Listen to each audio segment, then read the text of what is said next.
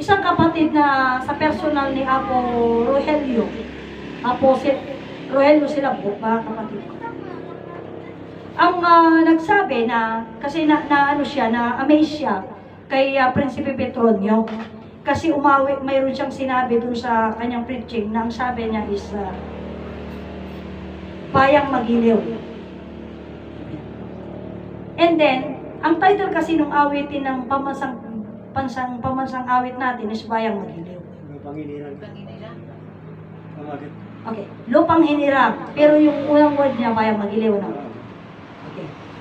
Kung titignan mo, yun yung pinastyung ko din, Lupang Hinirang, sa mga Maharlikans. Ano bang English ng Lupang Hinirang? Hindi nila alam, sagutin.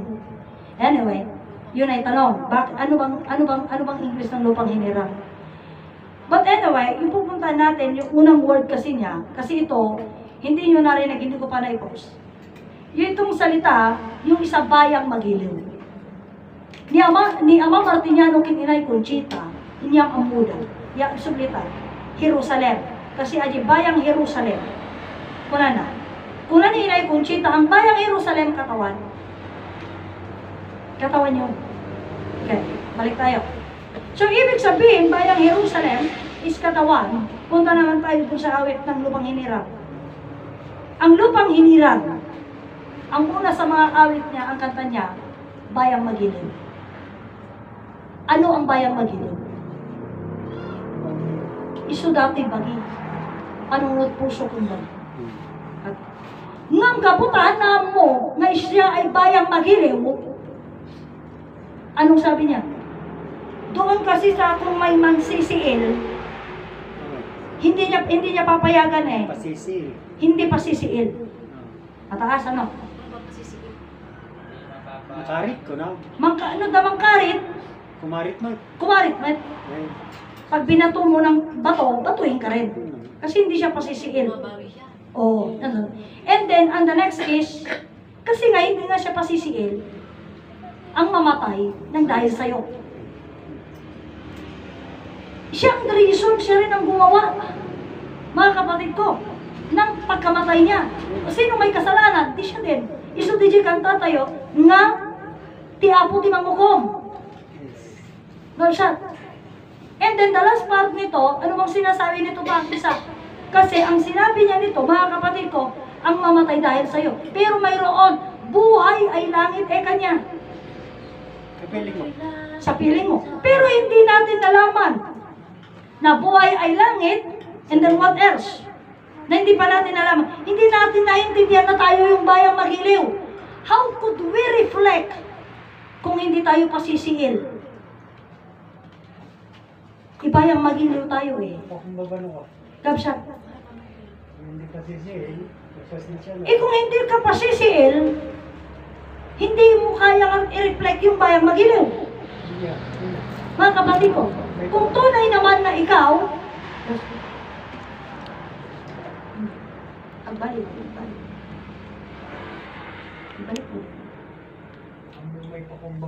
So kaya nga, hindi natin naganap. Hindi natin naganap. But anyway, oray siya mo. Sila yun. Oray siya mo, kaya kinakaritak mo tayo. Di sarita tayo, hindi babawi na di pinagsarita. Anya di kaya yung asawa, wala man. Wala ka namang naaway. Anya di kaya yung asawa. Inawagan na pagkatapos ibabawi, talaga sinarita tayo. Igatwira mo. Tapos ibaga, nagbayag, awan pa 10 minutes nga naguray na kanya. Ibaga, awan pa 2 minutes nga naguray na kanya. Kay pagbaga nalaan, nagtawag daw ulitan. Parang napaka-precious ang time nila, sarita damot, naging gana kaya daw. But anyway, kasi di pasat na. Kasi ko nang ngaro din, yun yung punto. No? Dun sa puntuhan ng, kasi na-amaze yung isang kapatid natin, si kayo mang pailaan, tinakamuak kamanutawang kon kunana. Kini, nagbasa elementary, nag-high school, nagkuleyo pa, ina. Ano diyan, graduate iso na, nagpulis. Aging ganga, nag-retire. Kapsat, Kada dyan nga bayang magiliw, lupang hinirang nga kanta, awang mo na kay palawag ka nung tikas jay. So, awan na kay palawag, kada dyan pa ilang itilfin mo ba, no? Ni mayaman ko na natada kasi nga palawag mo ka, awan kas jay. So that's why kaya masabi ko sa inyo, mga kapatid, nga dato yapan ta di nga puntungan ti saritaan, gabsat ko. Kung naggarga na kayo, kasi ito na yung time. Ito na yung time. Apay nga may pasutan, gabsat. Tama yung sabi nila na ang lupay may tenga. Kasi nakalakay na sa ranyag yun eh. Yun, Oo, natala kayo sa kanya. But then, kung tinignan natin, pero ako naman kasi, hindi lang talagang, sabi kasi nung mga ano yon, ang tainga, ang lupa ay may tainga. Kanila. Mga mamatanda. Ang balita ay may pakpak, ang lupa ay may pakpak, ay may tainga, sorry. But then, kung titignan natin, mga kapatid ko, everything, yung lupa, alam niya why. Kasi yung lupa naging tao. Hindi lang may tainga. Kaparte siya ng, kaya nga yung salita, na may tinatanong sila na, with our Almighty God, sabi niya, ang tanong ko, ano naman yung Lord? Ay, with our Almighty Lord, sabi niya. Kaya tinanong ko po, ano naman yung Lord? Nasaan naman yung Lord? At ano sa'yo, anong connection mo sa Lord? Kaya nga sabi ko, dito sa katuruang ito, ako pala yung nagsalita nung unang-una pala na question ko, kay Prinsipe Edwin. May sinabi din pala ako doon, kasi sinabi nila na ang gobyerno kurap, ang relihiyon kurap, and then sinali ko, maging actually yung spiritual nangungurakot din. But actually, ang simple citizen of the Philippines, nangungurakot din yan.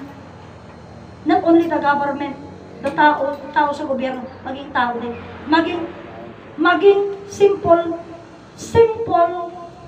citizen nangungurakot. Why? Isungad nga ko na ni Ama Martiniano, kabsat. Aming nga tao ko na ni Ama tatakaw. Anya titinaktakaw na. Anya taktakawon na. Ititaktakawon na yung oras kong panahon. Oras kong panahon. That's why. Paano? Kaya nga sabi ng Ama Martiniano, Anjing amin 5 aldaw, apay nga kuna nga 5 aldaw, ta 5 aldaw laeng, ti panagtrabaho, 5 aldaw ti panagparsway ti Diyos. Ngunit ti panagtrabaho tayo, narami din nga, at ang amin 7 aldaw, pati si Sabado kung Domingo, gamitin tayo. Next, mayroon pa nga yung nagtatrabaho ng araw, nagtatrabaho din ng gabi. Ano yun? Overtime? Hindi naman overtime. Meron yung night shift. Hindi siya overtime, night shift lang. So, iti nga puntuan, nagtrabaho, supposed to be, itirabi, inadawat nga, datirabi, itap no makapag-rest da. Ngam, gapo ngamin, gabsat, we are so, ano ba tawag dito? We are so busy. Baliktad kasi yung sabi nila na, ang oras ay ginto. Ang oras ay kanila ay ginto. Time is gold, yes. Sa Tagalog, ang oras ay ginto. Pero ang sabi nila, sinasabi nilang ang oras ay ginto kasi nga, yung way ng pagtatrabaho nila, mahalaga. Kasi nga sumasahod sila sa pagtatrabaho nila. Ngunit kay Ama Martiniano at Inay Conchita, hindi ganun. Ang oras ay ginto. Bakit? Kasi nga tayo ay nabubuhay, binubuhay, at buhay dahil sa Diyos. Iso nga paano ni Diyos salita nga, perlas diamante bulawan. Kapsa. Kato alangan tayo, hindi nakapinpintos nga pasat na, niya mamartinyano ko na na, anya ti perlas ng silanganan. Yun yung liwanag. Kat iti kanta niya, ti kuna namot lang, pearl of the Orient Sea. Iba niya. What is a pearl of the Orient Sea? Iti kuna ni Ama Martiniano kaabsat, isumalang tayo talawag, apay tayo tangalawag, buwan ta kami ti pearl of the Orient Sea, kaabsat, iti kuna na, anya iti makita iti mangliwang-liwang, ay inya iti, what is the middle of the sea, kuna ni Ama? Inya ti ada iti katinggaan, kuna na iti, di ba yung sea? Ocean. Sea pa rin yun. What is in the middle of the sea? Iti ko na ni Ama Martiniano iso tilawag. Absat. So being tilawag, absat. Is in the middle of the sea, absat. Ito yung absat nga, susi ko nang harudan nga, iti pasat na isublik pa lang di saritaan tayo tatay nga, apay nga Pilipinas ang napili. Kasi ayon sa salita, di ko lang nang ni Aman, nga naramid na ta, Philippines is actually kabsat at ay titinga iti baybay, Pearl of the Orient Sea lang nga kunada. Takuna na di kanta ngamin, Pearl of the Orient Sea, ay wala di salita ni, iso dato tayo alagang nagitilir sa lista eh. What is the Pearl of the Orient Sea? Iso ka no ti Pilipinas. Nung ni amati kunana, Pearl of the Orient Sea, iso tilawang.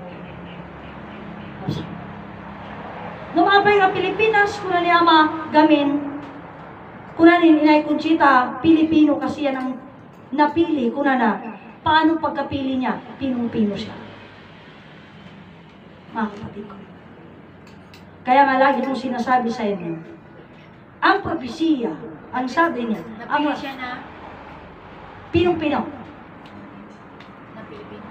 Pilipino, napili, na pinong-pino. Eh, pagka yung Amerikano ba, hindi ba Pinong-Pino? Kastoy, mapantad siya nga salita na yan, kasi yun ang sinabi mo. Bakit yung Amerikano? Kastoy gamin. Hindi na kamukin ang mga Martiniano nagasa tayo umuna, napili tayo, hindi kali. Tanay anak tayo. Iti napili ko na napili nga na yanak, napili pa nga, makamukin ang mga Martiniano, kininay Conchita. So napili. Parehas na napili niya. Napili nga na yanak, napili tayo pa nga, nakamukin ang mga Martiniano. Nabsat. Kat napili tayo pa, nga mangimaton, mangipunan na, mangipakamuray sa susuro. Namitlo tayo nga napili. Susi ko na napukaw ti personal ti ama, napukaw ti personal ti ina, mamada tayo. Talagang napili tayo. Next. Data nga pa nagkapili tayo, itin tayo trabsat. Nga pa nakaamu, dahil nga susuro, dito yung mutatada tayo mutatandad pili. Kaya pinong-pinong. Apay ko na mga dagili Amerikano, handa nga napili. Ay handa ka dito dito Amerika. Adada ka dito yung nga makipagada. Adada ka din nga nakamu ka ni Ama Martiniano. Adada ka din nga nakamu di susuro. Awan. Tako na ni Ama. In God we trust kung ano di portada. Nung naaramid lang, so di ang kunana nga. Diyos lang sa bunganga. Ngunit walang pagkaalam. Diyos lang ang sabi sa mga labi niya. Ngunit sa puso't isipan niya, hindi niya alam, hindi niya nakilala, hindi niya alam yung Diyos. Kaya nga sabi in God we trust. Pero sabi ng Ama, hindi siya nagtiwala sa Diyos. Ngunit ang sabi, inatrasan natin Diyos na. Apay nga inatrasan natin Diyos na. Punta ko na ni Ama, nagpabak ng tinaramid. Nagaramid ti Armas. Di pa nga na siya ni Armas. Absat. Illegal na ti karoon ti Armas iti American citizen. Ang pay nga na siya ti Armas. Nagaramid pa ibang pasabo. Ay na ti tikura lang nga pa nagtalit na yung Diyos. Yung God we trust. Nagaramid ti pantok para hayop. Sino ang ti pagpantugan na ito? Nagaramid ti bomba para niya, para hayop. Hayop na tao. Abi binumbal. At hindi lang basta bomba. Nuclear pa. Hydrogen. Oh, hydrogen bomb pa. So, ito yung napasok na kabsat. Bakit nga Pilipino? Kasi nga sabi ko nga sa inyo, pinong-pino siya. Napili. Kaya nga masakit isipin. Baka kapatid ko, sinabi ng isang kapatid noon, hindi ka no panagbaling nga nakurapay. Kabsat. Kat isuday tati may sa kadagiti parang shield, iti Diyos ka na tayo. Iti pakapir dyan tayo. Shield natin yung kahirapan. Shield natin yung kinakurapay tayo. Paano maging shield natin yung kakurapay natin? Kung tayo mga mayayaman tayo, bili tayo lahat ng tag-iisa natin sa sakyan. Mamamasyal na tayo. Iso nga di salita da jerang ranyag. Nung kano da kwartada handa nagaan mo. Mabilis ang mga bata. Kaya nga sabi nga nila, okay lang eh. Hindi ko na dahil promise land. At iti may isa nga disiplina nga alas sa isawa ng tinumuan. Awang mo din sumampad. Itay nga lugar, anya ti ni ama, iniyapan na iti sa kanan ti bantay. At dapat dala ng waig. Leg. Tatlo kasta, hanga tila dapat papanang. Ngamitin, rimang ayda. Makagatang da lugar dan. Pagpatsiyam niya lasais. O lasais kurumuar pa ilata. Dabsat. Ure alas 6 en rumor pa ilata. Ure alas 12 en rumor pa ilata. Apa ito lugar na eh. Dabsat. Iso dahil ito iso yung ulang. Iji iso di kuna dangay ti kinakurapay tayo. Iso ti shield tayo, ti pan nakaperdi tayo. Tas yung piti jay, na kwartam, o di kumatang ka naging kakay kaya mo, pasyar ka naging kakay kaya mo, sky's the limit ako nada. Istoryanan to pa, ni Prinsipe Narciso. Diya tugigaraw ah. Tagi diya, takwarta na nga taga tugigaraw. Aglugan da tibas. Urera brabiin, mapandalag buya, sinig ta SM. Ti kawayan. Hindi. Damat.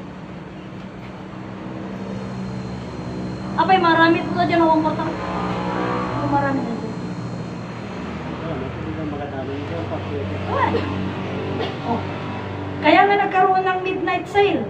Bakit midnight sale? Kawawa naman. Bakit? Kaya nga sabi ko may mga ship. Bakit hanggang alas 9 gising pa bukas ang mall? Kasi yung nagtatrabaho, bukat na tumag-mall tirabiin. Night shift. O, bakit na tumag-mall? Makakapag-mall ka ba kung wala kang pera? Pwede muling-muling ka. Ay, pasyar lang. Oh, pasyar lang. Ngayon di ko na naman, mamagaan at ang matamta, magkortong bigatan mo. Absat. Kaya nga sabi nga, ang lahat ng yan ay nagagawa natin, it's because na may pera tayo. Pero hindi natin magagawa yan kung wala tayong pera. Kaya nga sa ngayon pa lamang, kailangan i-training na tayo ng Ama Martiniano at Inay Conchita. That is why, sinasabi ko po sa inyo na umay kayo makitraining kada kami, apay nga ayabang kayo may makitraining, ngamin, tulungan da kami. Toto tayo, should be tulungan tayo kami sa sarita, tulungan, mag-aral na kayo katuruan, sursuro, may mesa nga Diyos ko na ni Ama Martiniano, tutulungan nyo ni Ama. Sumango ni Rebribo nga tao. Reason na sumango tayo, harapin natin yung mga tao, ano yung mga reason pa? Isa sa mga bagay na kailangan nating umarap sa tao is yung katuruan at yung isa, kayamanan ng Diyos. Yung kayamanan ng Diyos. Na mismo kailangan na ipakita. Kasi ang sabi ng Ama, kailangan ng malaman ng katotohanan. Anong katotohanan na yan? Ngamin kulada idi. Mabanak ko mamakyo mong magdapay na trabaho ng kastol. Kimasapol lagi dyan na ko yung Lunes. Iti allowance na. So magtrabaho ako. Yun yung salita. Ang sabi. Ngunit, may ngunit, mga kapatid ko. Ano yung ngunit na yan? Ngunit, totoo kaya yun. Kaya nga sabi ng Ama at ng Inay, darating ang panahon niya kanya. Ang katuruan ay mamimigay ng kayamanan. Anong ipamimigay niyang kayamanan? Galing ito sa kayamanan ng Diyos naging tao.